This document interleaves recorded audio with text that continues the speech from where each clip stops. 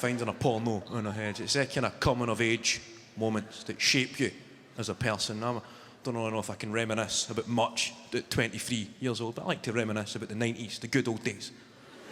Back when it was just the PlayStation 2 and stuff like that. Remember when you get your first taste of independence, when word had spread in your school that somebody's mum and dad were going away for the weekend, and that the guy or girl were having a party. They never knew they were having a party. Perhaps having is the wrong choice of word. They were getting a party. I don't mean the kind of high school parties that you see in American movies. Hey, do you guys know Chad Hogan?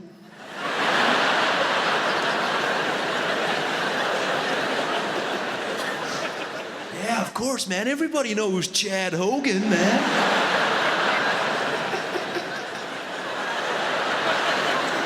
Chad Hogan's mom and dad are going away to Long Island for the weekend, man. There's a party at Chad Hogan's mom and dad's. Yeah, woo! Spring break, yeah! Chad Hogan's parties are awesome, man, woo! Then it shows you Chad Hogan's party. Chad Hogan's booked a band for his living room.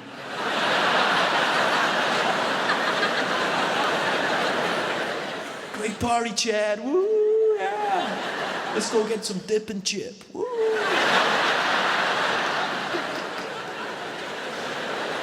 Everybody's nodding to the music with these plastic cups of beer that nobody knows who brought them. Just, whoa, yeah, woo! It's not the kind of parties we had. We never had that kind of parties. We never had spring break. We had the Easter holidays.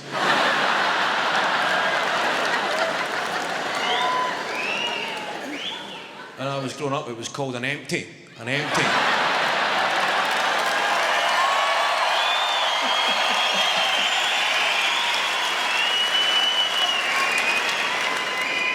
It derives from, we've got an empty house.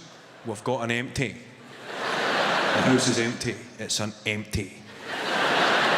Now, you never had spring break. Or Chad Hogan. Or bands at an empty. An empty was a far more tense affair. Somebody's furious cousin would disrupt the ambience by announcing that he'd purchased 12 cans, drank 2, gave 1 away, but there's only 7 left.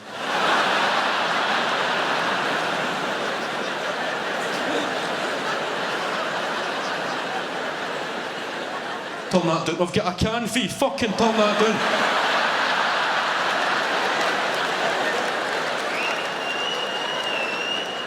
Somebody else in the corner just trying on people's jackets.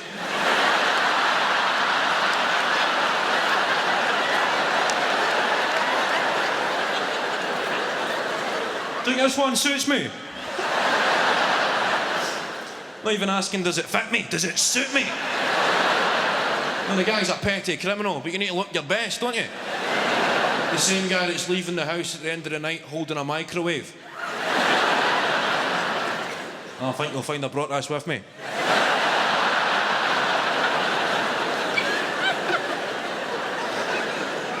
And I do not care for the accusation. I mean, why would I steal a microwave?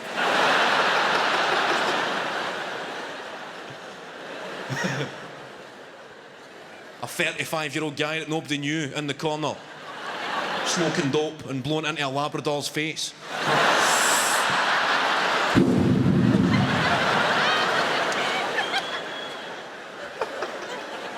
An intelligent dog as well, and it's sitting there frazzled. An empty. Good times and an empty. I seen a headline about a mental party. It was obviously a tragic event, but it was pretty funny. A headline, it said, "Women drugged, beaten, tied up and left for dead at neighbour's party." So surely that can no longer be referred to as a party.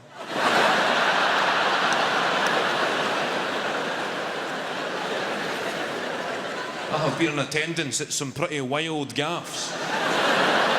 But when a woman has been drugged, beaten, tied up, I better get a taxi.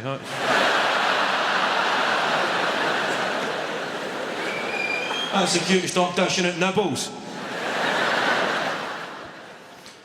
Well, a lot of violent crime, that's been in the news quite a lot. A lot of violent crime, knife crime, gun crime, stuff. And I don't really know the solution is there's calls for tougher sentences. I think we need more consistent sentences. You know, for example, the crime attempted murder. It carries a 6 or 7 year jail sentence, whereas murder carries a life sentence. Now, why should that be different? Right? You still tried it. Attempted. You tried to kill somebody. You weren't very good at it. It was by no means your forte. And I don't think we should get a lesser sentence. In my opinion, you should get double the sentence for making an arse of it.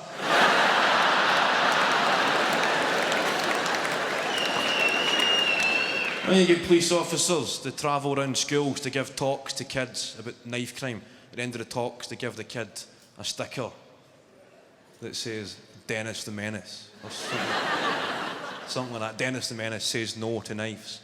I don't mean to be cynical here, but if you wore a Dennis the Menace says no to knife sticker at school, there's a good chance you'd get stabbed.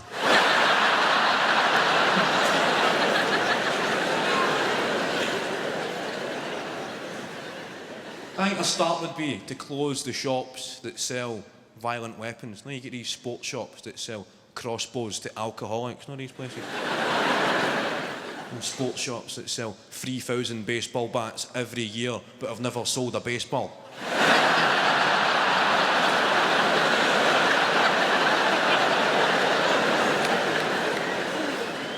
Or the Easterhouse Red Sox, I've not had a game in a while, but we're still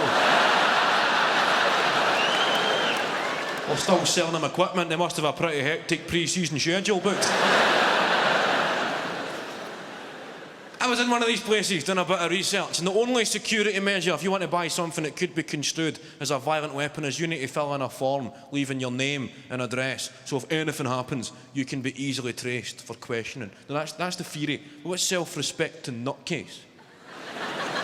Buying a weapon with a view to committing a heinous felony would leave their real name and address. Now, I picture some police investigation team going through the book and say, excuse me, shop owner. Says here you sold a samurai sword to Bert and Ernie.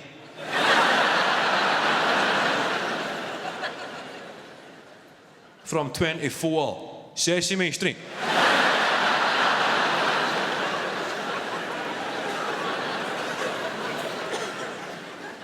And some new guy cop had maybe sent him on a wild goose chase somewhere. Sesame Street not showing up on the sat-nav. Sliding down the window for directions. Well, excuse me mate, sorry, excuse me. Can you tell me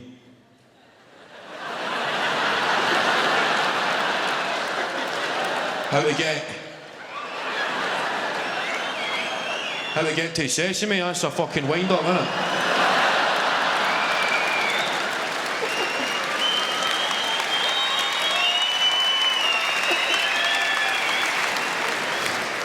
I used to watch a programme called Get Your Own Back. Big show in the 90s. I'll explain the premise of the show to the more mature audience members. It was hosted by a guy called Dave Benson Phillips. Big Dave, as you can see, a fanny magnet. Right, Dave Benson Phillips.